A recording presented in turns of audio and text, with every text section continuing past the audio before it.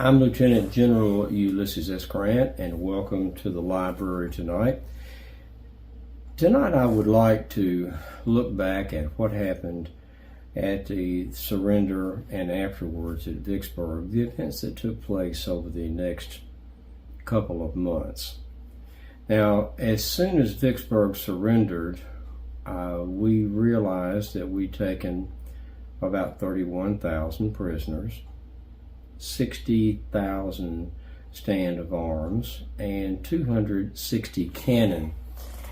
Well, with the arms, it was brought to my attention that many, if not most, of the Confederate muskets were imported through the blockade runners and were the later and much better model than what we had of the British Enfield. A number of my troops were actually still using converted flintlocks. I think they were referred to as Class A muskets. But I was asked if we could swap, and I gave the approval. So a lot of the arms that were turned in as captured Confederate were really our arms that we had turned in and swapped for better ones that the Confederates had. I knew I had to do three things immediately upon Pemberton's surrender on the 4th of July. One was to send troops, Sherman, to go to our rear, that 50 miles or so toward Jackson, Mississippi, and clear out Joe Johnston. So we had the rebels out of that area to our rear. And we spent the next several weeks clearing out within 100 miles all the rebel activity. What resulted was guerrilla activity, harassing, burning bridges, and attacking trains and so forth. Never could quite stop all of that. The second thing I had to do was to send a force to General Banks about 100 miles downriver to Port Hudson and help him take Port Hudson, which had been under siege for about a month. And actually a fellow that was in my graduating class at West Point, Frank Gardner, had gone south, and Frank was in command of Port Hudson. And the third thing I had to do was obviously notify the War Department and the president that Vicksburg had fallen. I wanted and advocated immediately that I wanted to move on Mobile, Alabama, and close the last port on the Gulf of Mexico that the rebels had. And General Nathaniel Banks agreed with me in this. We put the proposal to General Halleck, and he turned it down. Now, he didn't give us a reason. He didn't feel he had a need to give us a reason for the turning down, but he indicated that he wanted us to establish a presence in Texas on the Mexican border. Now, while I thought all that was necessary would be a brigade or perhaps a division at Brownsville, Texas, apparently General Halleck felt that nothing in the Western Theater, east side of the Mississippi River, was as important as what was across the Mississippi in the trans-Mississippi area, which was frustrating to me, particularly since I had the concurrence of General Banks. But more about that a bit later when I tell you about President Lincoln's involvement. But Sherman moved out, he moved east, he swept Johnson back toward Jackson, and Johnston pulled out. And on July the 17th, Sherman had once again secured Jackson, and that problem was over. Now I've got upwards of between 70 and 80,000 troops, and I'm wanting, as I had said, to go to Mobile. I advocated again on, I think, July the 18th, the second time, and then again in August, let us go to Mobile. And the reason I wanted to go to Mobile was that Bragg was up in North Georgia, Middle Tennessee, South Middle Tennessee, and if we went to Mobile, not only would we close a significant blockade runner port for us and take it from the rebels, But Bragg would have to come back and give me battle. He'd have to come back south and give me battle. Or if he chose not to, that was quite all right with me, because I would have begun wreaking havoc in the plains of central Mississippi and through Alabama, and eliminated a significant food source for both Banks, for both Bragg and General Lee, because the Army of Northern Virginia and Bragg's Army of Mississippi were both taking a great deal of food out of central Mississippi and through central Alabama. So either we move on Mobile and either Bragg ignores us and we wreak havoc there south of him between Mobile and Tennessee, or it takes the pressure off of the potential invasion of going back into Kentucky and possibly Ohio, because Bragg would come back down and give me battle. I thought it to be a sound plan, and so did General Banks. But that was not to be. And as I said, more about that in a moment. Immediately after the surrender, President Lincoln sent a telegram to me that I should like to share with you. I think it to be unique in history between a general-in-chief and a subordinate general. July 13th, 1863, to Major General Grant.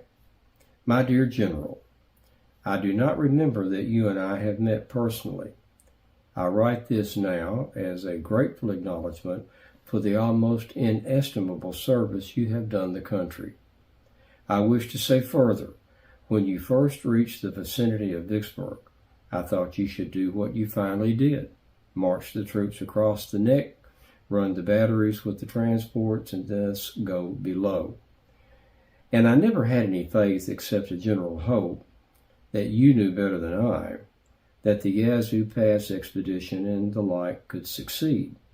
When you got below and took Port Gibson, Grand Gulf, and vicinity, I thought you should go down the river and join General Banks. And when you turned northward, east of the Big Black, I feared it was a mistake. I now wish to make a personal acknowledgement that you were right and I was wrong.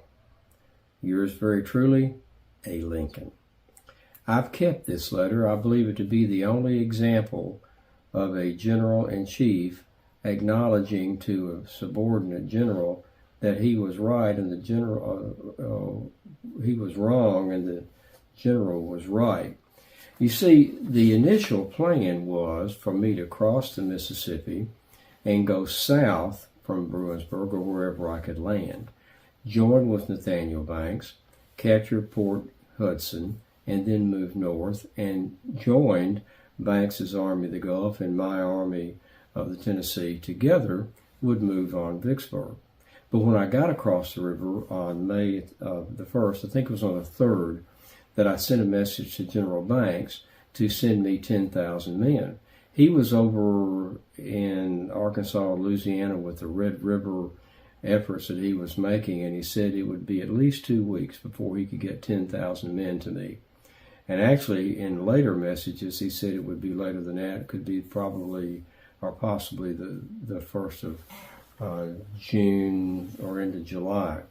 Well, I decided not to wait on him and move north on my own, because I felt that 2 weeks the rebels could have 50,000 men there waiting on us, and the 10,000 would be of no use. Moreover, as the 10,000 came toward the river to go to Port Hudson and join with me, then a lot of troops would be siphoned off for guard duty and guarding supply lines and so forth. So I thought that I'm not going to do that. I'm going to go north and gamble on taking Vicksburg on my own. Now, a couple of things about that I should share. First of all, if I had linked with Banks, he outranked me. And if we had linked, taken Port Hudson and moved on to Vicksburg, then it would have been Banks' victory and not mine. I knew that it was going to take 6 or 8 days to get a message from Bruinsburg by steamer upriver to Cairo, Illinois, then telegraph it to Halleck. When Halleck makes his reply, you have to reverse that process back to Cairo with the telegram, back down to Port Hudson with the orders, and then find me wherever I might be in the interior of Mississippi. So I knew I had 16 days where I could move with no communication from General Halleck. He couldn't tell me, no, don't do that, which in fact is what he did, because on May the 17th, 14 days later, when I'm standing there with Sherman overlooking our taking of the Big Black River and pushing Pemberton across into Vicksburg to begin the siege, a colonel rode up to me with the orders from General Halleck that I was to return to Bruinsburg and go south, link up with Nathaniel Banks, and we'd take Port Hudson. About the time he gave me that order, General Lawler with his brigade had broken loose from near the river and were in a mad rush charge pushing the last of Pemberton's men across the river. I told the colonel, this is not valid any longer. If General Halleck knew the situation as I'm watching Pemberton fall back across the Big Black River, he would not give that order. Now the colonel insisted that I follow the order, but when I saw Lawler leading his men in a charge, I just mounted my horse and rode away. And I haven't heard from that officer. He was sputtering and objecting as I rode away with Sherman with me. I haven't heard from him even unto this day. So I gambled that I wouldn't get the orders not to go north and take Vicksburg on my own. And I was successful. It took about the length of time I thought it would to get that message. Well, after Pemberton surrendered, there was some good news. I was made a Major General of the regular Army, and I wrote Julia a letter that said our future is now secured, because now I was making more money as a regular officer, not a general of volunteers. I'd been a Major General of volunteers. My uniform remained the same with the 2 stars on the shoulder straps, but now I was making more money and I had a pension, and when the war was over, I would retain the rank of Major General in the regular Army. So it was a great day for me. I was absolutely enthralled with that news. But I tried to be generous. I recommended that Sherman and McPherson to be promoted to Brigadier General in the regular Army, and they were quickly done so. And I also recommended 7 other colonels serving with me in the campaign to be promoted to Brigadier General, Brevet Brigadier General of volunteers. So 7 colonels got to be Brigadier General of volunteers. Sherman and McPherson got to be Brigadier General regular Army, and I became Major General in the regular Army. Now, as I said, I wanted to go to Mobile, but Halleck said no, and I thought unilaterally said no, with emphasis on the Trans-Mississippi, as I said. I was very frustrated. As I said earlier, I made the other 2 appeals to go to Mobile and was told no both times. Asked to go to New Orleans, was told no. Then I had the same thing done to me after Vicksburg that had been done after Shiloh and Corinth. My army began to be parsed out. I was ordered to send 4,000 men to Banks in New Orleans. I then sent the 9th Corps back to Kentucky to Burnside, who was waiting for them. See, all these men that I had borrowed, so to speak, for the siege at Vicksburg have now got to be returned. I couldn't take them all in the Juggernaut and go toward Mobile. Then I sent 5,000 men to John Schofield up in Missouri, which was good. He's going after Sterling Price in Missouri, but I wanted those men, and I sent the 13th Corps then with Ord now in command. I had relieved McClernand, but Ord in the 13th Corps is sent to New Orleans. I sent a brigade with General Ransom, down to Natchez, Mississippi. But that was fortuitous because when he got there, the rebels had brought a herd of cattle, some 5,000 cattle, and they got there the same time Ransom did. So we were able to get 5,000 head of cattle that instead of going to a hungry Confederate army, they went to my army. So a stroke of luck there. Well, when I was ordered to send the 13th Corps down to New Orleans, I then decided it's time for me to go to New Orleans, because now, since I'm sending men, I don't have to ask permission. I've got business there, even though I'd been denied permission to go to New Orleans a month or so earlier. And I arrived there on September the 2nd of 63, and I took note that it was the first time I'd been in New Orleans in 18 years since I'd come through there en route to the war in Mexico. General Nathaniel Banks was in command, the Army of the Gulf. He's in that area, and he welcomed me and feted me at a banquet at the St. Charles Hotel, very lavish banquet that night. And we talked a good bit, visited and discussed on the next day, on the 3rd of September. But on the 4th of September, I was invited out to do a review of the troops, 13th, and I think the 19th Corps, at Carrollton, Louisiana. And the day before, on the 3rd, General Banks and I had had a carriage race, and I won. The orderly that took the horses when we got them back to the stables remarked that both of the horses pulling my carriage were steaming as if they were locomotives, steam coming off their bodies. Now, Nathaniel Banks, he's former governor of Massachusetts. In fact, he'd been the Speaker of the House of Representatives, political appointee general.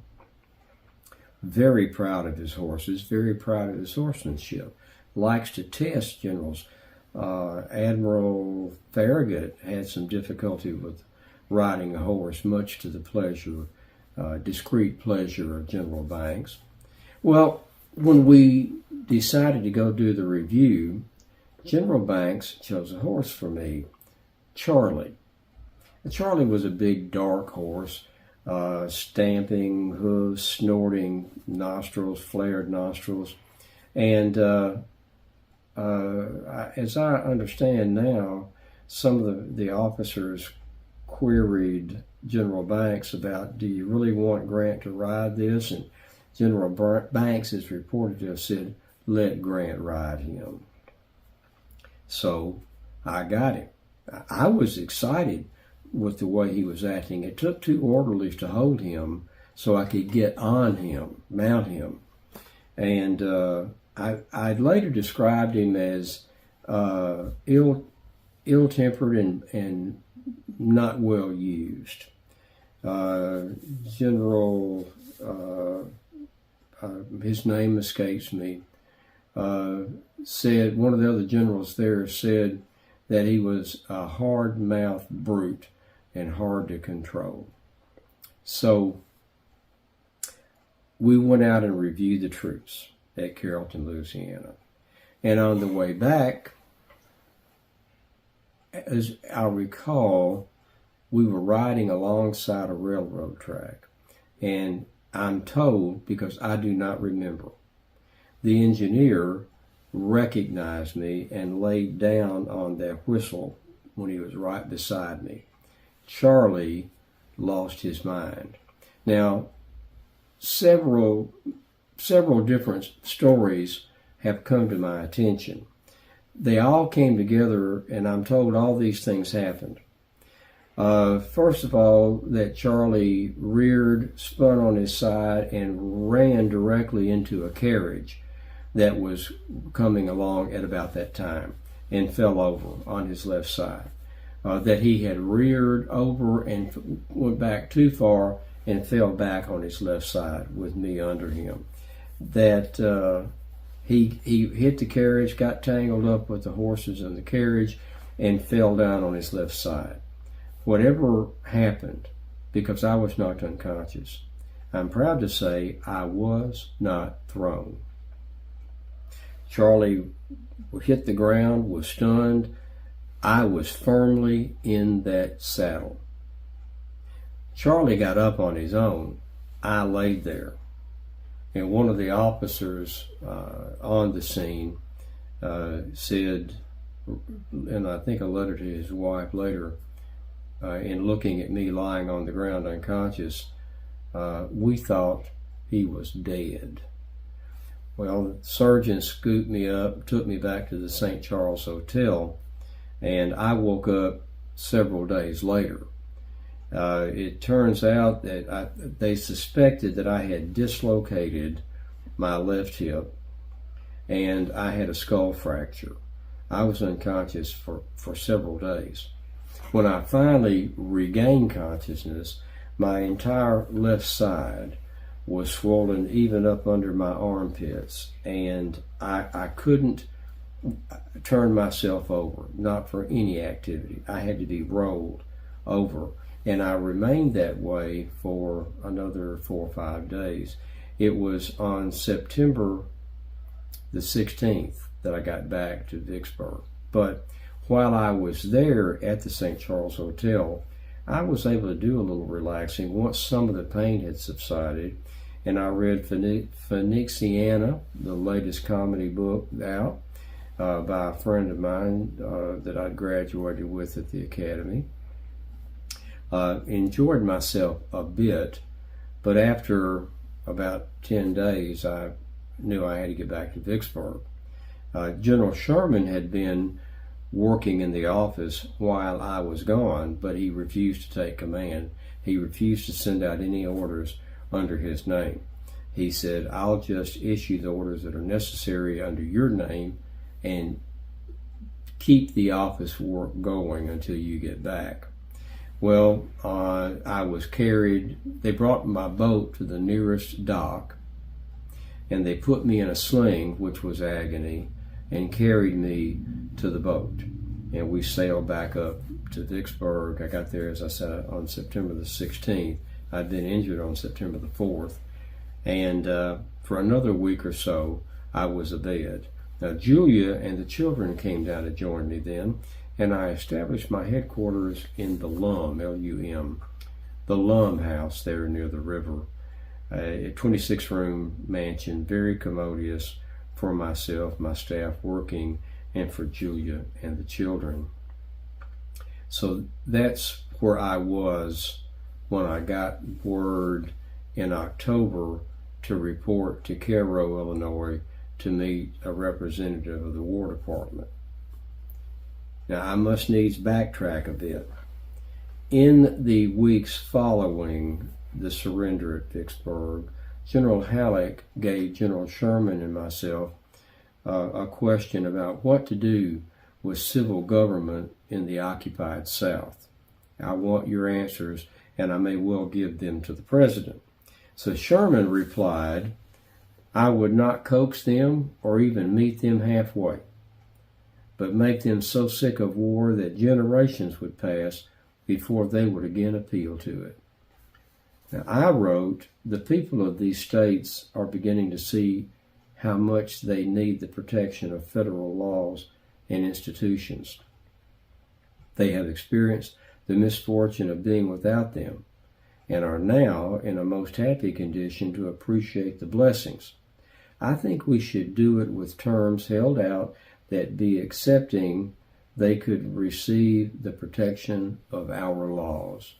So I took a more conciliatory approach, but I thought we need to be about healing and make these people our countrymen once again in feeling as well as in fact. Another item that I need to go back and look at that was going on at this time, my 3 appeals to go to Mobile and why I was turned down. And then Banks and I asked, and we were both turned down. We knew something had to be done in Texas. That was what Halleck was telling us.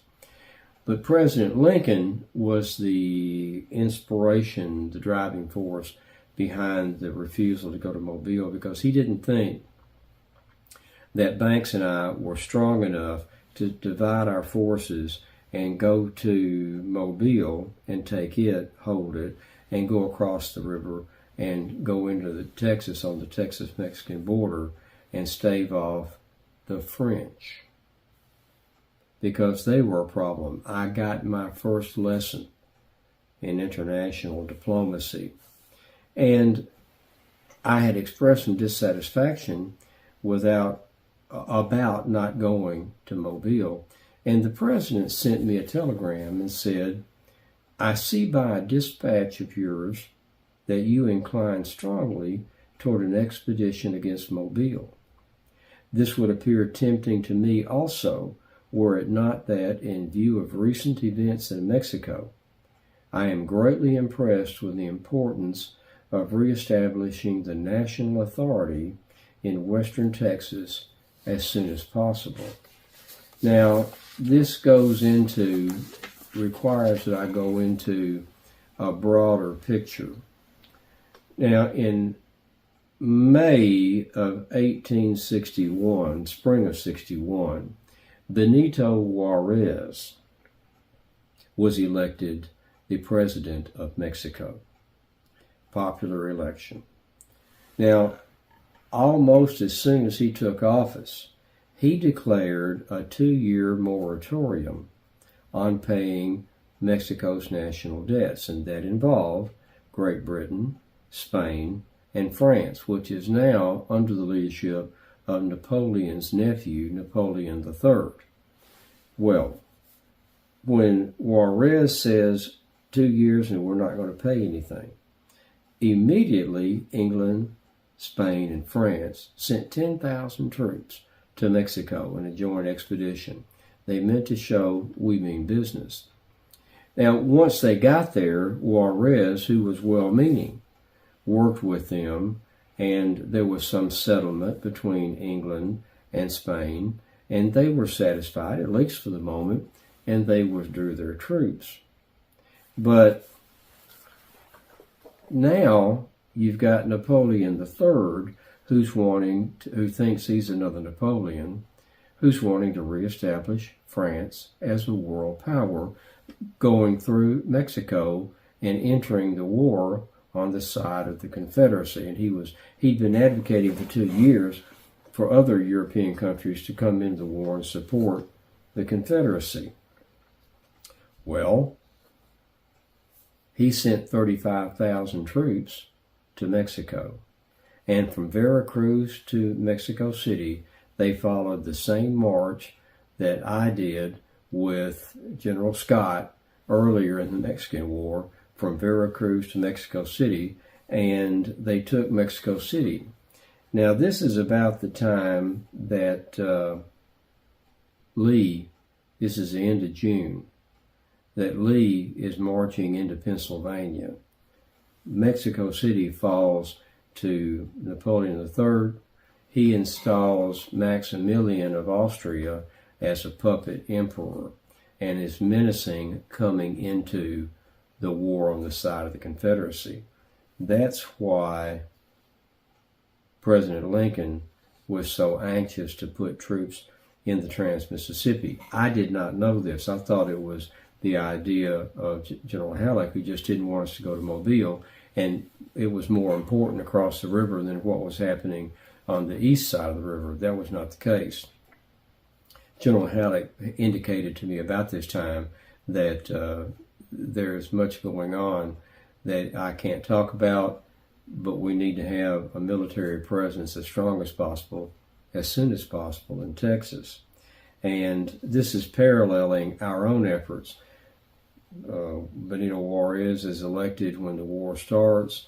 Mexico declares they're not going to pay their debts about the time of Bull Run.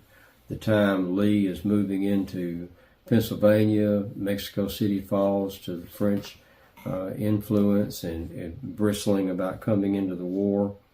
And as I said, Lincoln felt that Banks and I were too weak to take a two-pronged approach and do both tasks.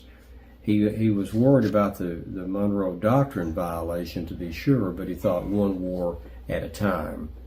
And that's why we were not allowed to go to Mobile and take Mobile. So that is where I should bring my comments to a close. After the Vicksburg fell, what I wanted to do was denied, but I found out later, with good reason, although I do think we could have done both. Taking Mobile, I think, would probably have shortened the war, certainly months, perhaps years, and saved lives. But that's conjecture. And as I've said before, conjecture is a parlor game played by adults who have no stake whatever in that which they are discussing. I got my lesson in international diplomacy, and the president actually sent me a letter telling me, I understand you want to do this, I would too, but circumstances do not allow it. When I went into a defensive mode. My army is being sent away from me in big fragments and pieces, and I became actually concerned about being able to defend myself against the rebels that were in Mississippi in the area. I sent most of it off to hither and yon all over the war. So I was greatly disturbed about that. Went to New Orleans, rode Charlie, got hurt, laid up, broken or dislocated hip, skull fracture probably, seriously injured, laid up, severely limited in my working ability for nearly 2 months. It was not a good time for me physically, even though we had been triumphant with Vicksburg. So, as the officer said, I was told later, seeing me lying on the road, although I was so proud that I'd not been thrown, although actually my doctor says it would have been better for me if I had been thrown instead of the horse falling so heavily on me. That officer said, "We thought he was dead." But I wasn't. I survived to live and fight another day. And with those comments, I will bring my reflections to a close. I thank you for joining me here in my library and hearing me review with you what happened at the surrender of Vicksburg and after it, my almost being killed in New Orleans. So, until we meet again, I bid you a very fond adieu.